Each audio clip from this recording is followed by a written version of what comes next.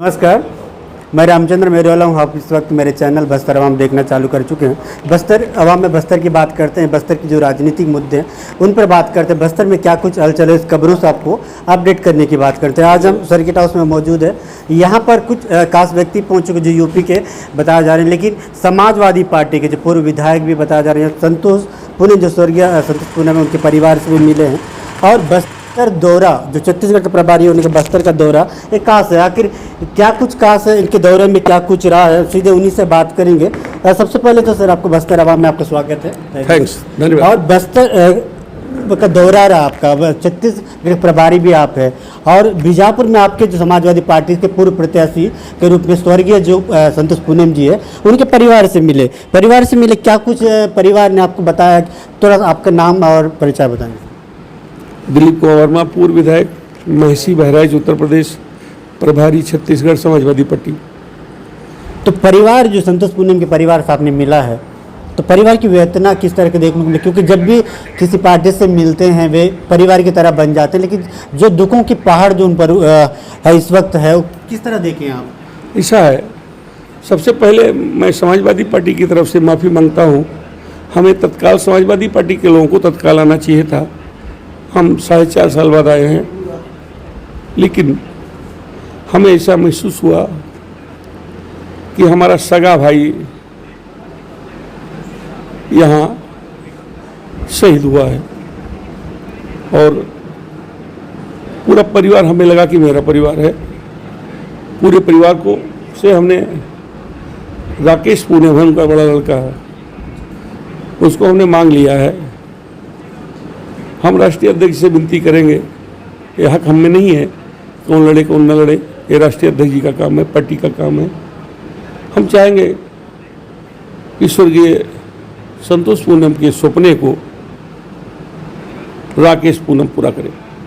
Sir, जब भी घटनाएं होती है जो किसी न किसी पार्टी से जुड़े रहते हैं, तो घटना होने पर कहीं ना कहीं लोग सोचते हैं कि विपक्ष में इनकी लगातार जनाधार बढ़ रही है, इसको लेकर घटनाएं अंजाम देने की बात करते हैं। लेकिन इस घटने में कुछ अलग देखा जो नक्सलियों ने दिया। तो कहीं आपको क्या लगता है कि राजनीति प्रेरित घटना है? किस तरह है? ऐसा है, ये घटना हमारे हिसाब से नक्सली कौन है? नक्सली भी हम ही आप हैं, जो बड़े पदों पर बैठे हैं लोग।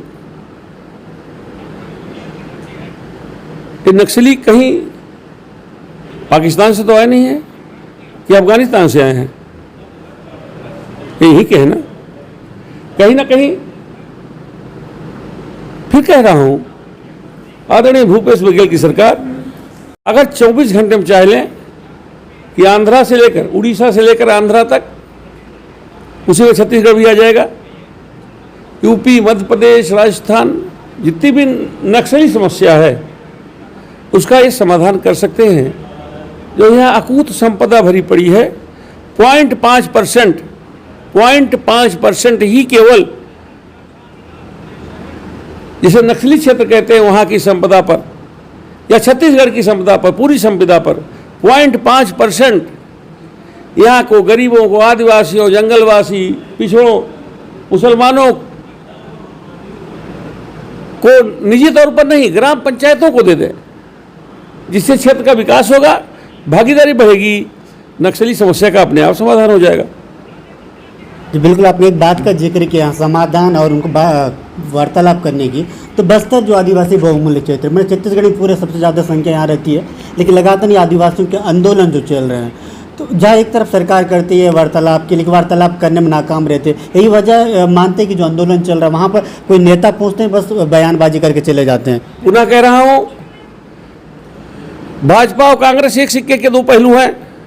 वो अस्थायी समाधान इसका कतई नहीं चाहेंगे, लेकिन अगर डॉक्टर लोहिया हमारे 57 वर्ष की उम्र में शहीद हो गए, मर गए थे, वो जिंदा होते तो अब तक ये जंगलवासियों का, आदिवासियों का, जिसे नक्सल कहते प्रभावित क्षेत्र है उनको कहते हैं, इस समस्या का अब तक समाधान हो गया होता। आप एक बात का जिक्र कर रहे थे कुछ देर पहले, क्योंकि यहाँ मध्य प्रदेश विभाजन होने से पहले यहाँ समाजवादियों का सरकार रही है। कब की रही है, क्या कुछ था? 67 में रही है। संयुक्त सोशलिस्ट पार्टी की सरकार रही है, संयुक्त। तब भाजपा नहीं था, तो जनसंघ थी इसकी, जनसंघ। इसके राष्ट्रीय अध्यक्ष बलराज मधोक हुआ करते थे, और वो था दीपक निशान था। तमाम दलों के लोग मिलकर बनाए थे कांग्रेस के विरोध में सरकार, लेकिन नेतृत्व था डॉक्टर लोहिया का, और वो कम दिन सरकारी चली। अब डॉक्टर लोहिया उसी बीच में हमारे बीच में नहीं रहे। अगर रहे होते तो शायद इसका समाधान हो गया होता। सर, छत्तीसगढ़ में हाल ही में 4 महीने के बाद जो चुनाव है विधानसभा के चुनाव का भी जिम्मेदारी आपके ऊपर, क्योंकि प्रभारी आप बने हैं, तो 90 विधानसभा सीटों में किस तरह की तैयारियां, क्या कुछ देखने को मिल रहा है? हाँ, 90 के 90 सीटों पर समाजवादी पार्टी चुनाव लड़ेगी। प्रत्याशी के किन समाजों से, किस तरह से प्रत्याशी का आप चयन करें? अरे भाई, इसी समाज से प्रत्याशी लेंगे, प्रत्याशी यूपी से थोड़े लाएंगे। 90 विधानसभा जो प्रत्याशी आपने कहा किसी समाज से लेंगे, क्या कि विशेष को सर्वे चला समाजवादी पार्टी की? अब आप देख लो जी बिल्कुल। आप जरा निगाह डालो, देखिए, फोटो मत लेना इसका, किसका नाम हमने लिखा है। नहीं, फोटो तो हम नहीं लेंगे। किस तरह की सर्वे? यार भैया, 1 number, 2 number, 3 number, 4 number, 5 number, बहुत कुछ लिखा है। देखो, देखिए, 6 number, 7 number, 8 number, 9 number, 10 number, 11 number, 12, 13, 14, 15, 16, 18, 19, 20, 21, 22, 23। Sir ये तो ठीक है, बस्तर नो दस्खत वस्खत नहीं है, ये हमने काम किया है। देखिए, बिल्कुल सही है, क्योंकि पार्टियां अपने हिसाब से तैयारी करती है। नहीं, बृहत्तम तैयारी जीत की तरफ समाजवादी पार्टी। देखिए,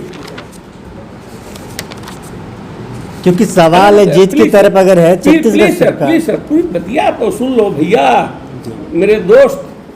88 आखिरी सीट है, क्या नाम है इसका? कोंटा है, कोंटा है। रुकिए, यहाँ भी हमारा प्रत्याशी तय है। चल के बिल्कुल अच्छी बात है कि समाजवादी पार्टी के जो प्रत्याशी लगातार तैयार हो रहे हैं, लेकिन सवाल रुकिए, 90 नंबर का प्रत्याशी हमारा तय है जी। नाम किन्हीं कारणों से अभी नहीं बताऊंगा। बीजापुर प्रत्याशी तय है ना, इसका नाम बता दो। जी बिल्कुल बताइए, क्योंकि संभवतः राकेश पूनम। चलिए, अच्छी बात है, क्योंकि बीजापुर का दौरा है, आप यहाँ संभवतः ये हमारा हक नहीं है, ये अखिलेश जी का हक है, लेकिन उनके हक को थोड़ा हम वो कर रहे हैं, क्या बोलता वो हमारे नेता है, फिर भी हक के साथ। जी बिल्कुल, एक सवाल तो बनता है, आपने तो पूरा रिकॉर्ड दिखा दिया। छत्तीसगढ़ में वर्तमान में कांग्रेस पार्टी की यहाँ सरकार है, लगातार 90 सीटों में लगभग इनकी जो विकास के कार्य लगातार मीडिया की खबरों में आते रहा, लेकिन अब किस तरह की चुनौती आप लोगों के सामने चुनौतियाँ लगातार? कोई चुनौती नहीं है, कोई चुनौती नहीं है। बस्तर संभाग में हमारे हिसाब से एक ही कांग्रेस का प्रत्याशी जीत रहा है आज। कहाँ? जहाँ बड़ा नक्सलवाद बता रहे हैं, कौन सी सीट है वो बताओ, पता ना? आप सुकमा कोंटा की बात कर रहे हैं? सुकमा का प्रत्याशी जीत रहा है, केवल कांग्रेसी, और कहीं नहीं जीत रहे हैं। सुकमा ही कांग्रेस जीत रहा है हमारे सर्वे से।